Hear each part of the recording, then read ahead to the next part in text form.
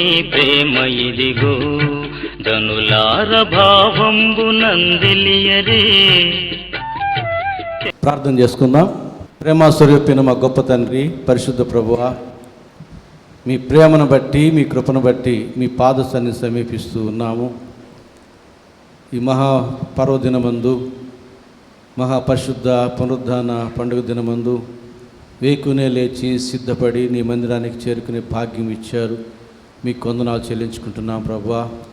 ఈ సూర్యోదయ కాలపు ఆరాధనలో మమ్మల్ని అందరినీ చేర్చినందుకు మీకు వందనాలు చెల్లించుకుంటున్నాం. ఇంకనూ మీ ఏర్పాట్లో ఎవరెవరు రావాల్సి ఉన్నారో వారందరినీ కూడా నీ మందిరానికి నడిపించమని ప్రార్థన చేస్తూ ఉన్నాము. ప్రభువా, మేమందరము నీ మందిరంలో మీ సన్నిధిలో చేరి ఉండగా మమ్మల్ని మీ స్వాధీనంలో ఉంచుకొని ఆరంభం నుంచి ఆఖరి వరకు సమయోచితమైన సహాయం అందించి మమ్మల్ని క్రమంగా నడిపించి మీ మహిమార్థం, మా మేలు నిమిత్తం బలపరచమని, అలాగే ప్రతి విషయంలో కూడా మీరు మాత్రమే మహిమ, ఘనత, ప్రభావాలు పొందుకోమని యేసు నామమున వేడుకుంటున్నాము తండ్రి, ఆమేన్. మన ధ్యాన నిమిత్తం ఏర్పాటు చేయబడినటువంటి లేఖన భాగములు పరిశుద్ధుడైన మత్తయి రాసిన సువార్త 28వ అధ్యాయం 1వ వచనం నుంచి 6వ వచనం వరకు ఉన్న వాక్య భాగాన్ని డాక్టర్ డింపుల్ చదువుతుంది. పరిశుద్ధుడైన మత్తయి రాసిన సువార్త 28వ అధ్యాయం 1వ వచనం నుంచి 6వ వచనం వరకు ఉన్న వాక్య భాగం. దేవుని నామమునకు మహిమ కలుగును గాక. నేటి ఆరాధనకి ఏర్పాటు చేయబడిన వాక్య భాగము మత్తయి సువార్త 28వ అధ్యాయము 1వ వచనం నుంచి 6వ వచనం వరకు చదువుకుందాం. విశ్రాంతి దినము గడిచిపోయిన తరువాత ఆదివారమున తెల్లవారుచుండగా మగ్దలేనే మరియయు వేరొక మరియయు సమాధిని చూడవచ్చిరి. ఇదిగో, ప్రభువు దూత పరలోకము నుండి దిగివచ్చి రాయి పొర్లించి దాని మీద కూర్చుండెను. అప్పుడు మహాభూకంపము కలిగెను. ఆ దూత స్వరూపము మెరుపు వలె నుండెను. అతని వస్త్రము హిమమంత తెల్లగా ఉండెను. అతనికి భయపడుట వలన కావలివారు వణికి చచ్చిన వారి వలె నుండిరి. దూత ఆ స్త్రీలను చూచి, మీరు భయపడకుడి, సిలువ వేయబడిన యేసును మీరు వెతుకుచున్నారని నాకు తెలియను. ఆయన ఇక్కడ లేడు. తాను చెప్పినట్టే ఆయన లేచియున్నాడు. రండి, ప్రభువు పండుకొనిన స్థలము చూచి. ప్రభునందు ప్రియులారా, చదివినటువంటి వాక్య భాగాన్ని అనుసరించి మన ప్రోగ్రామ్ షీట్లో ఏర్పాటు చేసినటువంటి ఆ యొక్క క్రమం అనుసరించి నేడు మనకు వర్తమానం అందించడానికి మన మధ్య మన సంఘ పెద్దలు సిహెచ్ మంజుల రమేష్ గారు మన మధ్య ఉన్నారు. వారు ప్రార్థనాపూర్వకంగా సిద్ధపడి వచ్చిన్నారు. ఈ సమయంలో దేవుని యొక్క వాక్యాన్ని అందించడానికి వారి ప్రభు ప్రేమలో ఆహ్వానిస్తూ ఉన్నాను. దేవుని పరిశుద్ధ నామమునకు స్తుతి కలుగును గాక. చిన్న ప్రార్థన చేసుకుని వాక్య ధ్యానంలోకి వెళ్దాం. మహోన్నతుడును మహాపరిశుద్ధుడును మా పరమ తండ్రి, జీవగల దేవ, వందనాలు, స్తుతులు, స్తోత్రం ప్రభా. ఇదిగో పునరుద్ధాన దినమందు మమ్మల్ని అందరినీ ఇక్కడ చేర్చిన కృపకై స్తోత్రాలు. నాయనా, కూడి వచ్చిన బిడ్డలను మీరు దీవించండి, ఆస్వాదించండి. నన్ను నీ సులువు చాటును వరకు పొచ్చుకోండి దేవా. నేనేం చెప్పాలో తెలియదు కానీ మా ప్రభా, మీరే నా నోటికి బోరుగా ఉండి నడిపించుకోమని యేసయ్య నామములో ప్రార్థించి స్తుతించి అడిగి పెడుతున్నా మా జీవముగల తండ్రి, ఆమేన్. నేటి ధ్యానముకు ఏర్పాటు చేసిన వాక్యము మత్తయి సువార్త 28వ అధ్యాయము 6వ వచనం చదువుకున్నాం. మత్తయి సువార్త 28వ అధ్యాయము 6వ వచనం. ఆయన ఇక్కడ లేడు, తాను చెప్పినట్టే ఆయన లేచి ఉన్నాడు. ఆయన ఇక్కడ లేడు, తాను చెప్పినట్టే ఆయన లేచి ఉన్నాడు. రండి, ప్రభువు పండుకున్న స్థలము చూచి అని చెప్పని ఈ వాక్య ధ్యానం చూసినట్లయితే, మొదటగా నాకు ఈ సమయాన్ని ఇచ్చినటువంటి దేవాతి దేవునికి కృతజ్ఞతాస్తుతులు, స్తోత్రం చెల్లించుకుంటున్నాను. ఈ సమయం ఇచ్చినట్టు పాస్టర్ గారు కూడా నా హృదయపూర్వక వందనాలు చెల్లించుకుంటున్నాను. ఈ వాక్యంలో మనం చూసినట్లయితే, ఆయన ఇక్కడ లేడు, తాను చెప్పినట్టే ఆయన లేచినాడు. ఈ లోకంలో ఏ మనుషుడు కూడా చనిపోయి తిరిగి లేపబడలేదు. ఎంతోమంది నాయకులు, భక్తులు ఈ లోకం విడిచిపోయినారు. కానీ మన దేవుడు ఒక్కడే మరి చనిపోయి మూడవ దినం లేచాడు.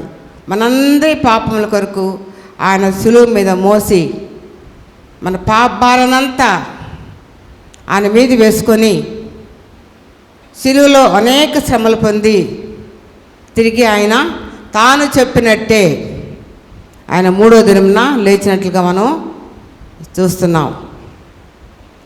ఇది ప్రపంచమంతా ఈ పండుగను ఆచరించుకుంటున్నారు. ఎందుకంటే ఆయన మరణించి తిరిగి లేచాడు కాబట్టి ఇది చాలా గొప్ప పండుగ. కాబట్టి ప్రపంచమంతా కూడా ఈ పండుగను ఆచరించుకుంటున్నారు. మరి పౌలు భక్తుడు ఆయన దేవుని కుమారునిగా, మనిషి కుమారునిగా శిలువలో మరణించి దేవుని కుమారుడిగా ఆయన మరణాన్ని గెలిచి సాతాన్ని ఓడించి తిరిగి లేచినటువంటి దేవుడు మన దేవుడు, మృత్యుంజయుడు, సజీవుడైనటువంటి దేవుడు. ఆయన మారని దేవుడు, మార్పులేని దేవుడు. కాబట్టి ఆయన ఈరోజు మనము ఆరాధిస్తున్నామంటే ఒక ముఖ్యమైన కారణము ఆయనలో ఉంది కాబట్టి మనం ఆరాధిస్తున్నాం. మరి ఇప్పుడే మనం ఒక పాట పాడుకున్నాం. యేసు ప్రభువు లేచెను, చావు గెలిచి లేచెను, ఆ పిశాచి మీదను పూర్ణ జయమునందెను, గనుక క్రైస్తవ గంతులేమా, యేసు లేచిన హో, యేసు లేచిన హో, ప్రభు యేసు లేచిన హో, గంతులు వేయమని చెప్పాడు. ఆ పాట అర్థము యేసు ప్రభు లేచాడు కాబట్టి క్రైస్తవ సంఘమా మనందరం గంతులు వేద్దామని చెప్పనేసి ఆ పాట యొక్క అర్థం. మరి ఎంత సంతోషకరమైన దినమో ఈరోజు.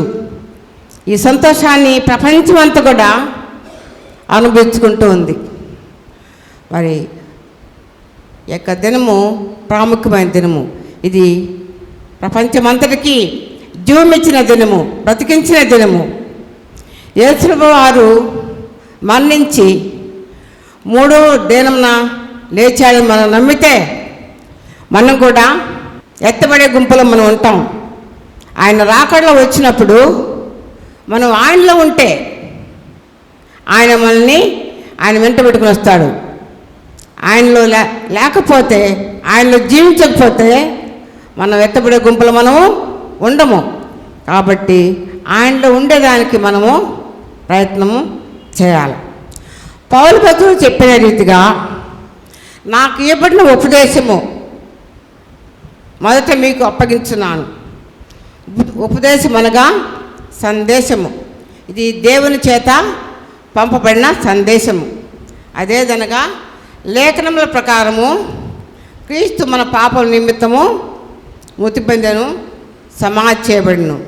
లేఖనముల ప్రకారము మూడవ దినమున లేపబడినాము. ఇది పౌలు యొక్క సందేశము. పునరుద్ధానం అనేది లేఖనముల ప్రకారము జరిగినది. ఇది ఎవరో ఊహించి రాసినది కాదు, ఎవరో కల్పించిన కథ మాత్రం కాదు. ఇది సత్యము. ఇది మనము ఈ పునరుద్ధానం గురించి మనము నమ్మాలి. 750 సంవత్సరాల పూర్వం ముందే యేసు పుట్టుకను గురించి ప్రవచనముల ద్వారా యెషయా భక్తుడు 9వ అధ్యాయంలో, మరి 42, 53 అధ్యాయంలో మరి రాయబడినట్లుగా మనము చూస్తున్నాం. మనందరి పాపల నిమిత్తము ఆయన శిలువలో మరణించినారు. కాబట్టి ఆయన దీర్ఘాయుష్మంతుడు, సజీవుడు, మృత్యుంజయుడు. మరి ఆయన యొక్క మరణ పునరుద్ధానం జీవిత విధానములు 4 సువార్తలు రాయబడింది. మరి అపోస్తల కార్యము 1-2 అధ్యాయాలు రాయబడింది. మరి కొరింథీ 15 అధ్యాయంలో రాయబడినట్లుగా మనం వాక్యంలో మనం చూస్తున్నాం. యేసు ప్రభువు వారు చనిపోయి మూడో దినం లేచి ఈ లోకంలో 40 రోజులు ఉన్నారు. 10 రోజులు యెరూషలేములో మేడగదిలో 10 రోజులు ఉన్నారు. తర్వాత ఆయన పెంతెకోస్తు పండుగ రోజు ఆరోహణమైనట్లుగా మనం చూస్తున్నాం. పునరుద్ధానం ఎలా జరిగింది ఒకసారి మనం ఆలోచించినట్లయితే యోహాను సువార్త 19వ అధ్యాయము ఆయన పునరుద్ధానం ఎలా జరిగింది ఒకసారి మనం చూసిన తర్వాత పూసి ఆయనను ఎవరు ఎప్పుడు ఉంచని సమాధిలో ఆయనను పెట్టినట్లుగా చూస్తున్నాం. రాణు వారు సమాధి మీద పెద్ద రాయి పెట్టారు. అది ఎవరు కూడా తీయకూడదు, తీస్తే నేరం. కాబట్టి ఆ రాయి వాళ్ళ మీద పెట్టి దానికి ముద్ర వేసినారు. అంతేకాకుండా ఈ కావలి వారు ఆయన చెప్పాడు 3వ దినం లేస్తానని. కాబట్టి ఆ యొక్క రోమా గవర్నమెంటు కావలి వారిని అక్కడ ఉంచారు. మరి ఉదయమున తెల్లవారుజామున విశ్రాంతి దినము గడిచిపోయిన తర్వాత 2 పడవలు కాలు పెట్టారు. విశ్వాసం ఉంది, ఏ ప్రభు లేఖని విశ్వాసం ఉంది. కానీ అదే సమయంలో వాళ్ళకి అపనమ్మకం కూడా ఉంది. మరి వాళ్ళు వచ్చి ఇదిగో అక్కడ ఎవరున్నారు, ప్రభు దూత పరలోకం నుండి దిగి వచ్చి రాయి పొల్లించి దాని మీద కూర్చుండెను. పొల్లించక ముందే దూత పొల్లించక ముందే యేసువారు లేచి వెళ్ళిపోయినారు. మరి వాళ్ళు యేసుని అక్కడ దూత ఆ యొక్క రాయి మీద కూర్చునేను. అప్పుడు మహాభూకంపము కలిగెను. ఆ దూత స్వరూపము మెరుపు వలె ఉండెను. అతని వస్త్రము హిమమంతా తెల్లగా ఉండెను. అతనికి భయపడటం వలన కావలి వారందరూ చచ్చిన వారి వలె పడిపోయారంట. ఆ దూత ఈ స్త్రీలు వెతుక్కుంటున్నారు, ప్రభు ఎక్కడున్నాడు, సమాధిలో ఉన్నాడా, ఎక్కడున్నాడు అని చెప్పిన వాళ్ళు వెతుక్కుంటున్న సమయంలో దూత వారిని చూచి, మీరు భయపడకుడి, సిలువేయబడిన యేసును మీరు వెతుకుతున్నారని నాకు తెలియను. ఆయన ఇక్కడ లేడు, తాను చెప్పినట్టు ఆయన లేచి ఉన్నాడు. ఆయన ఇక్కడ లేడు, తాను చెప్పినట్టు ఆయన లేచి ఉన్నాడు. రండి, ప్రభు పండుకున్న స్థలం వచ్చి మీరు చూడండి.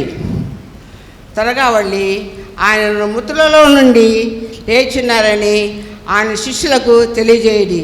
ఇదిగో ఆయన మీకు ముందుగా గల్లీలోనికి మీకు ముందుగా వెళుచున్నాడు, అక్కడ మీరు ఆయనను చూతురని ఆ యొక్క మరియమ్మ వాళ్ళతో చెప్పినట్లుగా మనం చూస్తున్నాం.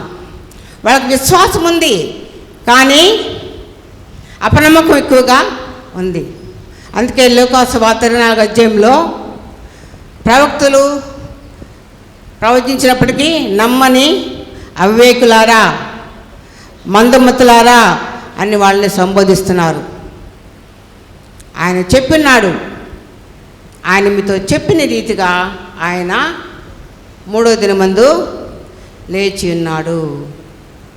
మీకు తెలియదా, ఆయన మీకు చెప్పలేదా అని ఆ యొక్క దూత వాళ్ళని చేస్తుంది.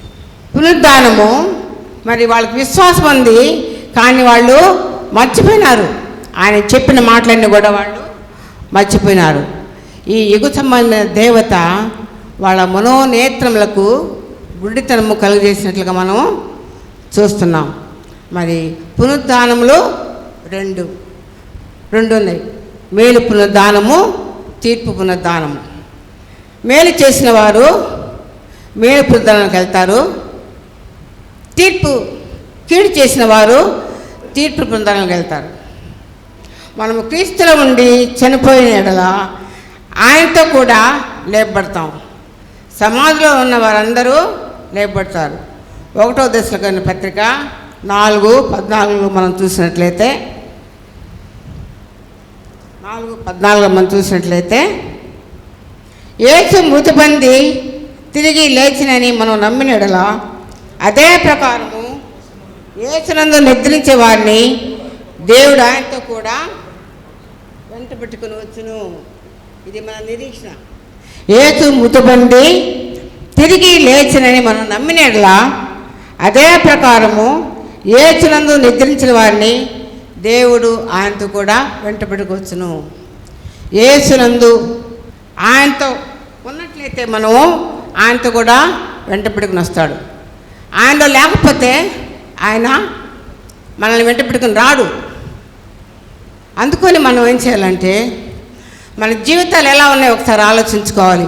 నేను దేవునిలో ఉన్నానా లేదా, దేవుని మాటకు లోబడుతున్నానా లేదా, దేవుని ఆజ్ఞల ప్రకారం జీవిస్తున్నానా లేదా ఒకసారి మనం ఆలోచించుకోవాలి.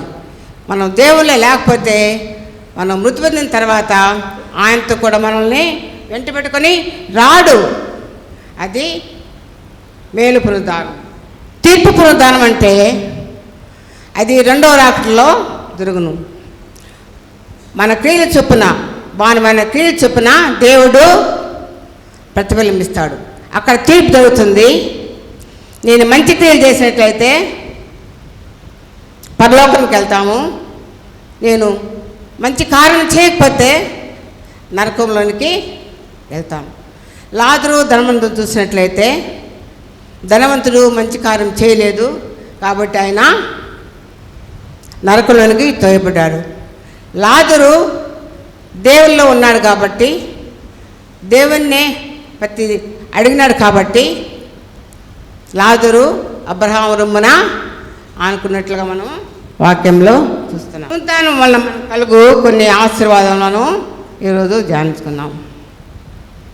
యేసు మృతి పొంది తిరిగి లేచిని మనం నమ్మినట్ల అదే ప్రకారము యేసును నిద్రించే వారిని దేవుడు ఆయనతో కూడా వెంట పెట్టుకుని వచ్చును. ఇది జీవంతో కూడిన నిరీక్షణ. 1 పేతురు 1:3-4 చూసినట్లయితే జీవంతో కూడిన నిరీక్షణ మనకు కలిగినట్లు అనగా అక్షయమైనది, నిర్మలమైనది, వాడబాని స్వాస్థ్యము మనకు అనుగ్రహింపబడినది. మనిషికి గుండె ఎంత ప్రాముఖ్యమో ఈ పునరుత్థానం కూడా మనకంత ప్రాముఖ్యము. ఎందుకంటే మనము ఆయన చూడాలా, ఆయనతో ఉండాలా కాబట్టి మనకు అదంతా ప్రాముఖ్యము.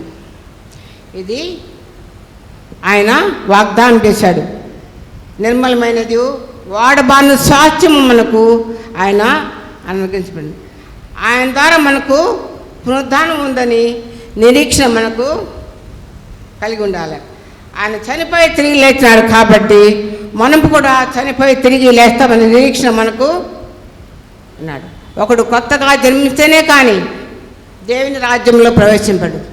నికోదేము వచ్చి అడిగినప్పుడు ఒకడు కొత్తగా జన్మిస్తే కానీ దేవుని రాజ్యంలో ప్రవేశింపలేడని మీతో నిశ్చయముగా చెప్పుతున్నాను అని చెప్పని పౌలు భక్తుడు అంటున్నాడు. మరి దీనికి ఉదాహరణంగా సిలువలో 2 దొంగలు వేలాడదీశారు. ఒకడైతే యేసు నిన్ను రక్షించుకో, నన్ను కూడా రక్షించు అన్నాడు. రెండోవాడు యేసు నీ రాజ్యంలో నన్ను జ్ఞాపకం చేసుకో అన్నాడు. ఎందుకు? ఆ దొంగకు తెలుసు యేసు ప్రభువారు మరణించి తిరిగి 3వ దినం లేస్తారని. ఆయనకు ఆ నమ్మకం ఉంది కాబట్టి, ఆ నిరీక్షణ ఆయనకు ఉంది కాబట్టి ఆయన నన్ను జ్ఞాపకం చేసుకోమని చెప్పని సిలువలో దొంగ చెప్తున్నాడు. మరి అలాంటి నిరీక్షణ మనకుందా ఒకసారి మనం ఆలోచించుకోవాలి. 1 కొరింథీ 15:42 ప్రకారము శ్రమల వలన శరీర మాంసములు క్షీణించిపోయినా ఈ శరీరము మనలో కలిసిపోయినా మహిమ శరీరంతో ఆయన చూస్తామనే నిరీక్షణ మనకు ఉండాలి. పునరుద్ధానం వలన మనకు గొప్ప భాగ్యం వచ్చును. యేసునందు నిద్రించిన వారిలో ప్రథమ ఫలముగా లేపబడిన దాన్ని బట్టి మనము భాగ్యవంతుల మైతిమి. ఆయన పునరుద్ధానం ద్వారా పాత నిబంధన కాలం నాటి పరిశుద్ధులందరూ కూడా లేపబడినారు. మత్తయి సువార్త 27:52-53 ఆయన పునరుద్ధాన దినమందు సమాధులు తిరగబడెను.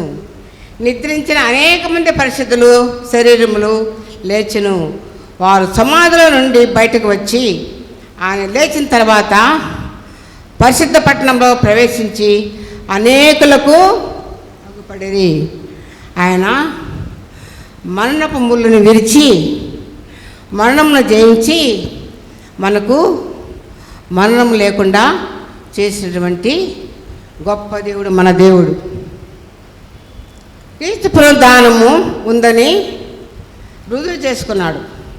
యోహాను సువార్త 11:20 చెప్పిన రీతిగా పునరుద్ధానమును జీవమును నేనే, నా యందు విశ్వాసం ఉంచువాడు చనిపోయినను బ్రతుకును, బ్రతికి నా యందు విశ్వాసం ఉంచు ప్రతివాడును ఎన్నటికి చనిపోడు అని చెప్పిన పౌలు భక్తులు ఇక్కడ వాక్యంలో సెలవిస్తున్నారు.